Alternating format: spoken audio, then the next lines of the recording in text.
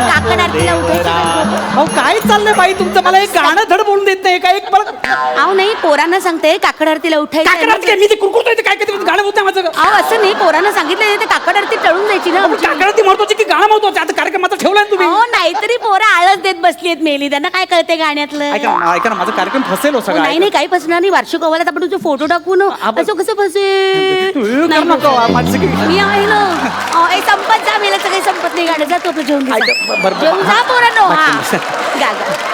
हरिणीचे पाडस व्याघ्र धरियेले मज लागी जाहले जेवणाच्या रांगा लावल्या जा. रसमलाई तुला आवडते ना? हा, जा जा, रांगा लाव जा. मग परत भांडू नको अशी जेवण संपलं म्हणून आधीच सांगून ठेवतो तुला.